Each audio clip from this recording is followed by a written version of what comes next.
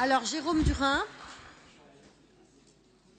Madame la Présidente, mes chers collègues, nous voici donc réunis près de 2 mois après notre dernière assemblée plénière qui a vu le budget 2017 de notre région être voté, venant confirmer nos engagements de campagne et traduire la mise en œuvre de notre stratégie de mandat autour de 3 piliers définis par notre majorité: le développement économique et l'emploi, la transition écologique, la fraternité, avec comme fil conducteur, nous l'avons beaucoup mis en avant, la proximité et l'innovation. Ce vote du budget a été un acte politique fort.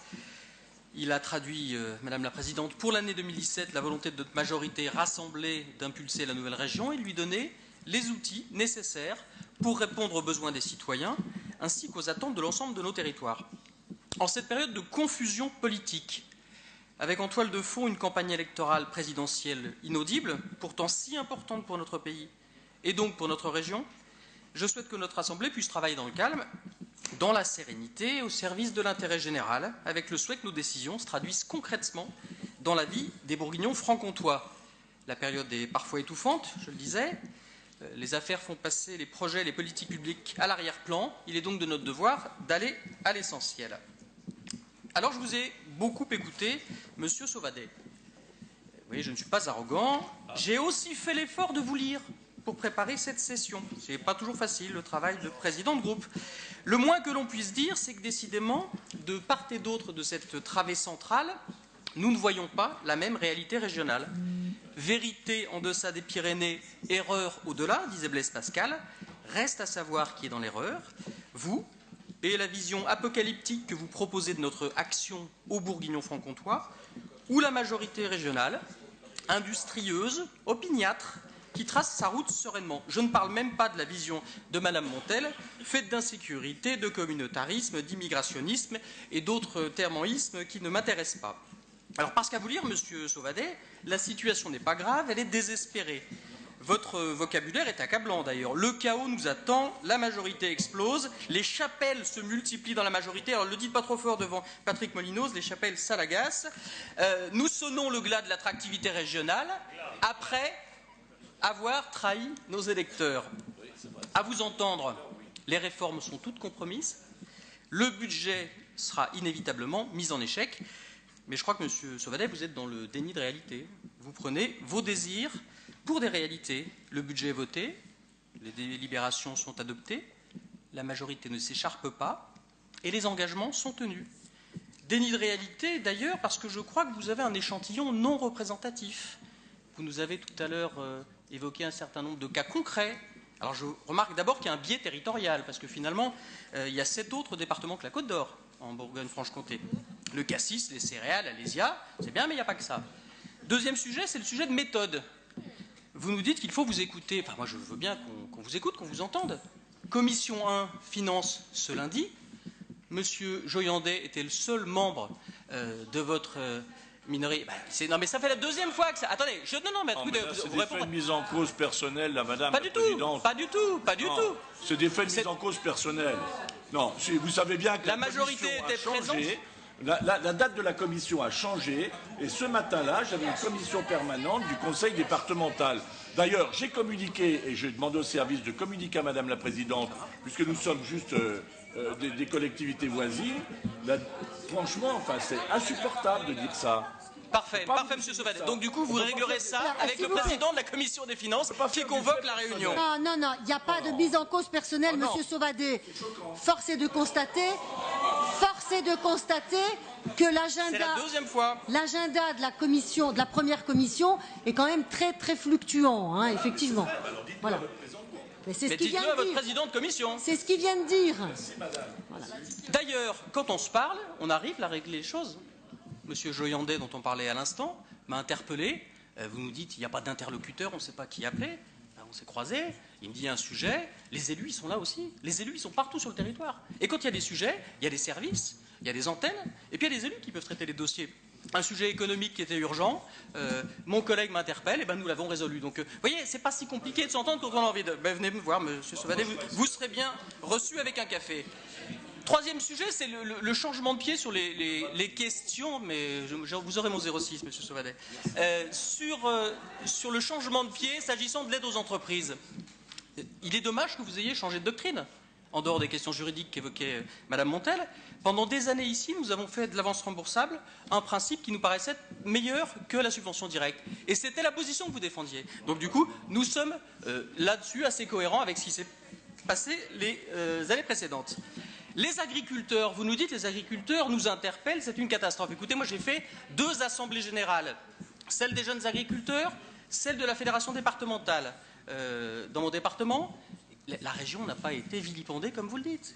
Donc, le plan d'action, il a été construit avec eux. Vous nous dites, les interlocuteurs, on ne les trouve pas à la région, vous ne vous adressez pas à eux, vous construisez les règlements d'intervention sur eux, les plans d'action sont eux, ça n'est pas vrai. Donc vous êtes vraiment dans le déni de réalité. Et puis, vous nous reprochez une forme d'arrogance que je conteste. Je remarque quand même que les retours presse qu'on a de votre réunion en milieu de semaine dénotent pour le coup un manque de courtoisie. Enfin, je m'en tiens là, mais quand on parle de la présidente comme ça a été fait dans votre réunion, je crois qu'on ne le ramène pas sur le sujet. Alors, le dialogue social pour terminer. Le dialogue social est une difficulté. Enfin, écoutez, il y a eu un comité technique hier qui s'est bien passé. On sait que ces situations sont complexes, qu'il y a des revendications, qu'il faut négocier. Là aussi, les choses sont bien plus apaisées que ce que vous dites. En tout cas, oui, il y aura un bilan tel que vous le demandez. Enfin, bilan est un grand mot parce que vous avez été suffisamment aux responsabilités au plus haut niveau sur ce sujet pour savoir quand même que ce type de démarche est quand même extrêmement sensible et complexe et que ce qu'on vous montrera, ce qu'on vous amènera ne sera pas un bilan en tant que tel, mais un rapport d'État. S'agissant de la place des départements, pour terminer, le SRADET, par exemple, il y aura une réunion le 12 avril. C'est à la région que revient le rôle d'organiser le SRADET. Les départements y seront représentés. S'agissant de l'Agence régionale pour la biodiversité, les départements y étaient représentés. Ce thème a été abordé. Donc, quand on veut avoir l'information, on peut avoir l'information. Mais je me suis quand même interrogé après tout ça. Je me suis dit, il faut faire une introspection, un travail critique. Est-ce que nous sommes à ce point dans l'erreur? Parce que votre insistance à nous trouver si mauvais m'a interpellé. Donc je me suis dit, il faut aller regarder, pas au-delà des Pyrénées, simplement dans les autres régions. Est-ce que l'herbe est vraiment plus verte dans les régions qui sont gérées par la droite? Je suis allé voir, par exemple, dans la région Pays de la Loire, celle du candidat que vous soutenez. Sur le front de l'emploi, c'est moins 21% pour le développement économique. Sur le front éducatif, c'est un abandon pur et simple avec une année blanche en travaux, la rénovation et l'amélioration de lycées. 19 millions d'euros en 2017 contre 105 en 2015. Et puis le démantèlement de mesures en faveur de la jeunesse. Je ne suis pas certain finalement que nous soyons dans l'erreur avec les politiques que nous conduisons qui vont droit à l'inverse. Alors peut-être que finalement c'est la gouvernance qui ne va pas. On n'est pas d'accord sur les objectifs politiques, dont acte. Peut-être sommes-nous insuffisants sur la gouvernance. Et là encore, il faut se décentrer et écouter ce qu'on dit de nous. Si vous acceptez d'entendre ce qui a été dit, je vous le rapporte en commission des finances ce lundi, avec la notation par Standard & Poor's, là encore notre gouvernance elle est plutôt saluée. Parce que si on passe des lettres aux chiffres, c'est un 18 sur 20 qui nous a été attribué. C'est l'équivalent de la note qui est présentée dans de nombreuses régions. C'est assorti de commentaires qu'il convient d'apprécier. On y lit que la gouvernance et la gestion financière sont de qualité, que la stratégie financière est claire, que la prospective financière se révèle réaliste et détaillée, tout l'inverse de ce que vous prétendez. Alors c'est vrai que c'est moins bien, par exemple, que la note du canton de Vaud, mais c'est aussi bien, c'est au même niveau, voire mieux que beaucoup d'autres régions, dont vous nous dites en permanence qu'elles nous surclassent. Alors il est vrai que pour vous, ce AA, ça tombe mal, parce qu'il vient démentir les inquiétudes répétées de notre collègue Grappin. Il rend caduc le budget alternatif envoyé à tous les maires de Bourgogne par le président Joyandet. Mais ça prouve pour nous que, depuis plus d'1 an, notre travail porte ses fruits et que nous construisons la Bourgogne-Franche-Comté de demain, dans la clarté, dans la sérénité, avec le souci de la proximité d'ailleurs.